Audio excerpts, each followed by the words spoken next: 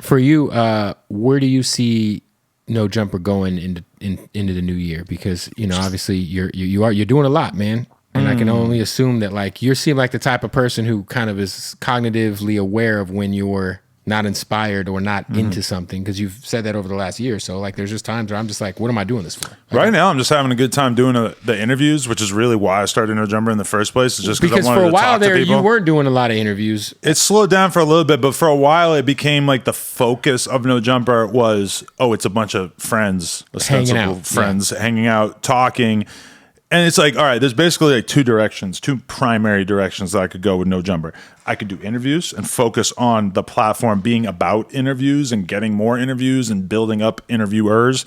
Or I could really kind of double down on the whole homies hanging out talking about shit.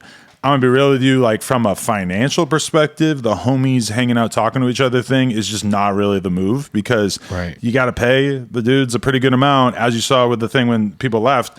They left. It feels like they're going through that too. Well, they were complaining. Oh, yeah, they're probably going through it too. Yeah, but like they were complaining about how much they're getting paid, and meanwhile, I was taking an L on the content, because it just doesn't earn as much, especially live streamed. Yeah, like if we're just gonna come out here and hang out for fun, like I gotta make some money. I got kids. Yeah, and when I think about what I'm doing in my life, it's like, if I live streamed all of my interviews, I would have probably missed out on like, I don't know, like $1 million this year, or like many hundreds of thousands of dollars, because chopping them into clips and putting them out like that is just so much more beneficial to us than putting them online and having it age restricted or whatever. And it's like, for me, at the end of the day, I would like to do our interviews live. I mean, it's kind of scary because sometimes people want you to take shit down, you got to cut shit out, whatever. But I got to think about the business side of things. Yeah, Rogan. Remember when Rogan was doing his shit before he went to Spotify? All his shit was live. A lot of people used to do it live and kind of realized at a certain point that it just wasn't really worth it. Well, you've kind of changed. But he's also someone who's not really trying to like make money through streaming on YouTube, which we are. Like we have to kind of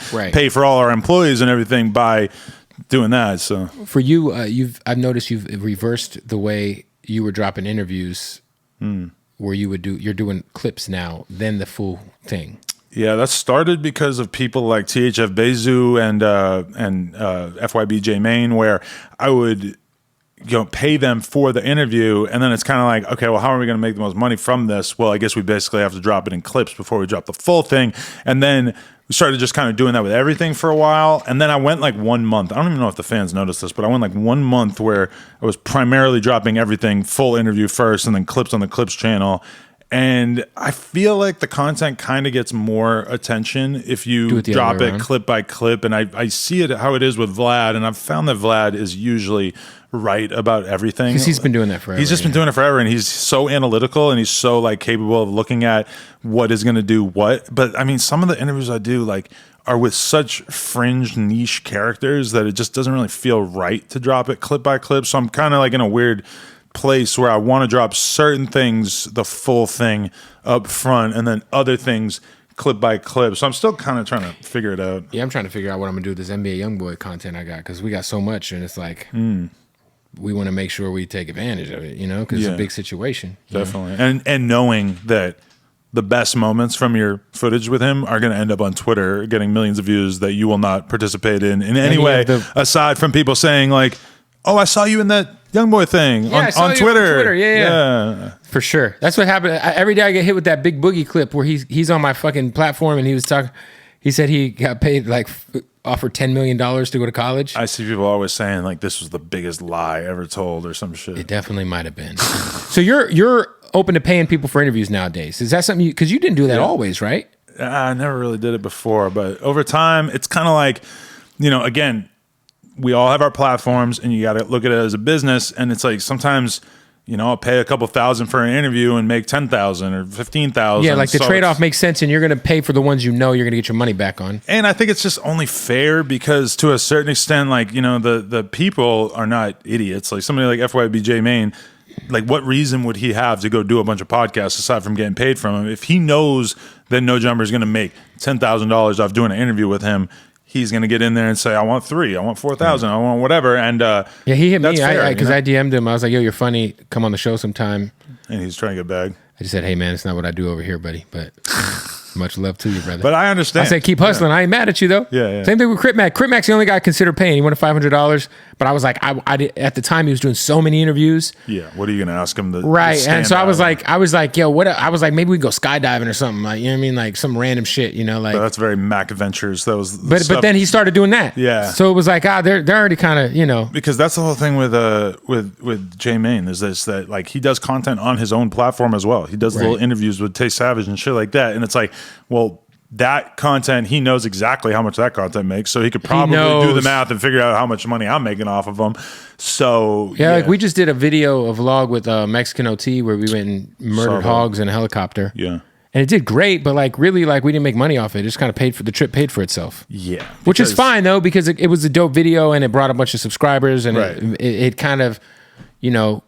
I think it's like the second vlog we've done because you've been doing vlogs forever. I haven't. So that was the second one we ever did. Yeah. And so the first one did really well. The second one did well. So it was like, you know what? We don't have to make money on this. Yeah. I mean, it's good to just do shit in general. Like if I go to, you know, I mean, really, if I'm going to go do a vlog, even in like the LA area, even if it's like a day trip, I mean, it's going to have to make kind of a significant amount of money to cover like, you know, the filmer, which obviously my filmers are like on salary and shit like that, but like even just having security with you, all of a sudden then it's like, oh, okay, this content is costing quite a bit more because you got to pay for all these different things. I don't necessarily think that like us doing, like vlogs make sense if you have a big idea that's going to really like get the viewers in, but the viewers are allergic to like lazy content at this point. They just know. And it did not used to be like that. People used to just watch whatever. They'd watch whatever. And now it's much more cutthroat. And I've heard a lot of like very big channels in this space tell me that this year was a drop off in revenue that they never really experienced before. And I don't think I can say that. I definitely think that I probably made as much in 2023 as I made in 2022, which is counterintuitive to some people because they're like, oh, you got less views. But I had 33 people on staff at one point last year. Yeah, I mean, for and you, now they don't see the back end of the business. Yeah, we almost cut our staff in half. And I mean, that might sound kind of. You guys had ugly. 33 at one point, yeah. Wow. Well, including like a lot of hosts and stuff. Shit. I actually am only saying that because we were just doing Christmas bonuses, and it was like, oh, like we have way less heads that we need to take into account. But I mean, you got to think about the business that way at a certain point. Like, am I paying people that aren't producing a return for me? Are you doing a Christmas party this year? Because last year's is kind of lives in infamy. Was it? Why? I've seen like I saw a video where it was like everybody who was there, and then they're gone. Yeah, it was whoever edited did a great job because I don't think I ever actually saw it. I just saw like the first 2 seconds in the Reddit, and I was like, I'm not watching this. I kept scrolling. But you guys are gonna do a no jumper holiday party this year? Yeah, it was a little something. Yeah, little shindig. Your birthday looked fun. I was on the list, and then I wasn't on the list. Really? Yeah, you guys invited me. You hit me, and I told you I was coming. I got a text the day of saying you're no longer on the list. What? I swear to God. You could have definitely came. I mean, I did hear like a couple other people say that too. I got a text. It was like, thank you, but you're no longer on the list. Really? After I got a text that said you're confirmed on the list. So you would have came otherwise? Yeah, but I'm like, I'm not. Hit me up, dude. It's your birthday. There was a lot of people in there that were not supposed to be there. I certainly was not tripping. Wow. I chilled with my kids, but fucked up, I'm also not the person that's going to bother you. But a few other people told me that happened where like because that RSVP because I could have bothered you or Josh, but I was like, you know what? I'm not going to fucking show up and be the guy standing outside trying to fucking get in. Like, no, you could have just texted me and I would have fixed it for you right away because that happened with a couple other people, but I didn't know how. It looked like a fucking good shindig though. That was probably the best party we ever did. But you know, we're talking about spending a lot of money on shit. I mean, we spent like 100 racks on that party. Fuck. And I mean, well, you guys had sponsors though. No, we didn't really get sponsors. We just decided to just do it. Like we didn't even bother trying to get alcohol sponsor because that right there, like the alcohol would have been like minus 10 or 15 grand worth of product on, you know, if we had a sponsor. But I don't know. And then like the reality show that costs almost $100,000 to put together. The rental, paying the talent, and the crew, insane. And it's like, are you going to be able to make $100,000 off 4 YouTube videos? I mean, they would have to get like 2 million views each, and the last episode got age restricted, so it like really didn't earn as much. Yo, that age restricted shit sucks. But we chose to do that anyway, just because I think it's good to have like a template of look at what we can put together, look at the scale of the productions that we can. Yeah, because maybe now you can sell.